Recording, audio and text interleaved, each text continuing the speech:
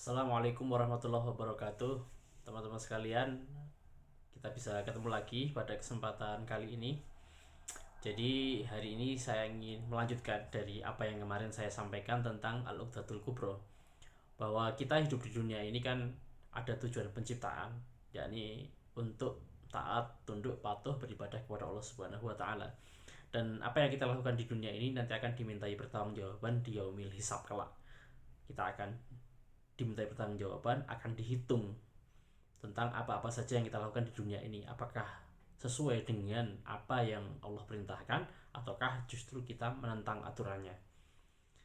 Nah, semua itu, pemahaman seperti ini, itu khas dimiliki oleh seorang muslim.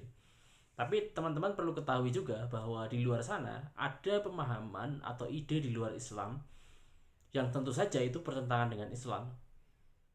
Yang pertama adalah ide atau gagasan sekularisme. Jadi sebenarnya sekularisme itu mengakui keberadaan Tuhan. Jadi mengakui keberadaan Sang Pencipta, tapi di sisi lain sekularisme juga menolak peraturan Sang Pencipta. Ataupun kalau menerima itu hanya sebatas kepada hal-hal yang sifatnya etik, hal-hal yang sifatnya moralitas, hal-hal yang sifatnya itu privat. Sementara untuk urusan publik seperti politik, pendidikan, pergaulan, persangsian, dan hal-hal publik lainnya itu harus steril dari agama. Nah, kalau steril dari agama berarti aturan itu harus diserahkan kepada hawa nafsu manusia. Dalam konteks ini kemudian muncullah sistem demokrasi. Jadi dari rakyat, oleh rakyat, untuk rakyat, ini quote-nya Abraham Lincoln ya. Tapi pada poin pentingnya demokrasi itu adalah kedaulatan ada di tangan rakyat, atau halal haram baik buruk itu ditentukan oleh manusia. Nah, itu sekularisme teman-teman sekalian.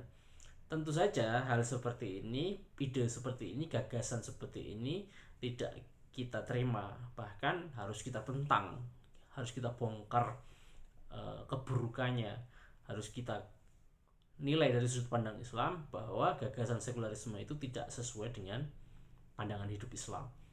Kemudian pandangan hidup yang lain itu adalah sosialisme teman-teman, termasuk di dalamnya komunisme.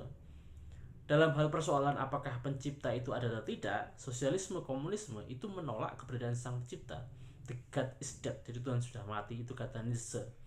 Kemudian uh, karena Tuhan sudah mati, mereka menolak keberadaan sang pencipta, otomatis kehidupan di dunia ini hampir mirip dengan sekularisme, yakni diatur oleh manusia, hawa nafsu manusia.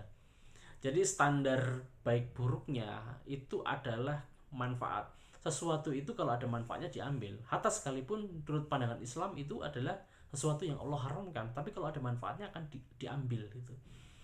Begitu.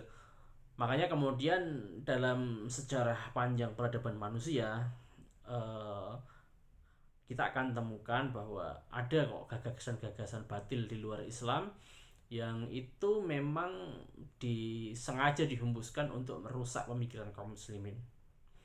Nah, kembali ke pandangan hidup selain Islam, yakni sekularisme, kemudian sosialisme termasuk di dalamnya komunisme, itu ternyata pernah diemban. Ada negara yang mengembannya, ada negara yang mengadopsinya, menerapkannya itu. Untuk sosialis komunis itu pernah diadopsi oleh Uni Soviet sebelum runtuh. Kemudian ada Jerman Timur ya teman-teman sekalian. Kemudian ada Korea Utara gitu ya. Tapi kemudian ketika pasca perang dingin dan dimenangkan oleh blok barat, akhirnya yang menghegemoni adalah pemahaman ideologi sekularisme yang saat ini dipimpin oleh Amerika Serikat dan negara-negara sekutunya dari Eropa, negara-negara barat. Lalu bagaimana dengan Islam, Mas? Apakah pernah menjadi sebuah negara besar? Ada negara besar yang kemudian mengadopsi pemahaman Islam, menerapkannya dalam kehidupan bernegara? Ada, yakni dimulai ketika Rasulullah Shallallahu Alaihi Wasallam berhijrah dari Mekah ke Madinah. Maka di Madinah itu praktis diterapkan hukum Islam dalam konteks kenegaraan. Jadi tidak sekedar hanya dalam persoalan spiritual semata teman-teman, tapi juga dalam persoalan kenegaraan. Nah, itu diterapkan. Kemudian pasca wafatnya Rasulullah Shallallahu Alaihi Wasallam, kemudian digantikan oleh Khulafaur Rasyidin, ya khalifah yang empat, Khalifah Abu Bakar, Khalifah Umar, kemudian Khalifah Utsman dan Khalifah Ali bin Abi Thalib. pasca Khulafaur Rasyidin kemudian dilanjutkan oleh para khalifah setelahnya dari khilafah Bani Umayyah, Abbasiyah, kemudian yang terakhir adalah khilafah Bani Utsmaniyah yang berpusat di Konstantinopel yang sekarang kita sebut dengan negara Turki. Kemudian pada tanggal 3 Maret 1924 atas konspirasi negara-negara kaum imperialis kafir barat kemudian menginvasi, ya, menyerang pemikiran umat Islam, kemudian menanamkan anteknya yakni Mustafa Kamal. Akhirnya Turki disekularisasi dan menjadi negara sekuler. Kemudian institusi khilafah Islam pada waktu itu diabolisi, dihapuskan gitu. Nah, itu teman-teman sekalian, jadi pandangan Islam itu menyangkut seluruh aspek kehidupan, tidak hanya dalam persoalan spiritual semata, tetapi juga dalam persoalan bagaimana mengatur kehidupan publik. Jadi kalau kita pelajari di sekolah dulu ketika waktu kita masih kecil, ya, Islam itu kan mengatur hubungan manusia dengan sang penciptanya, hablum minallah.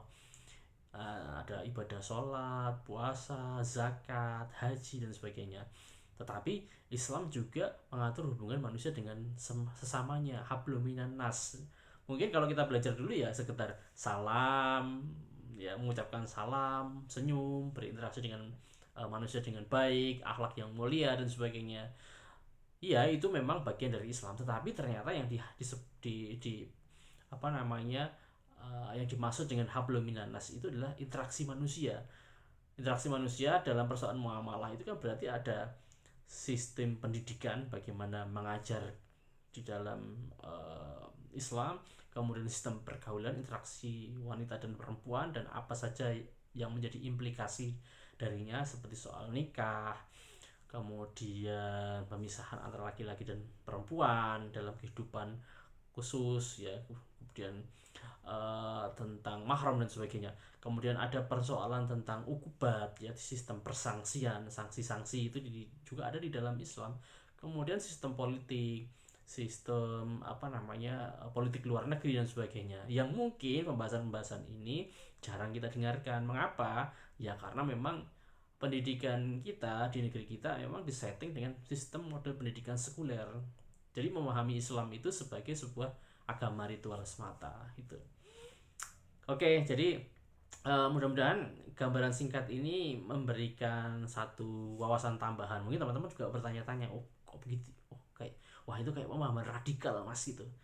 Ya, radikal atau tidak itu sebenarnya propaganda atau opini yang didengungkan oleh media-media tertentu. Sebenarnya itu bukan radikal, tapi justru memahami Islam itu secara benar, teman-teman.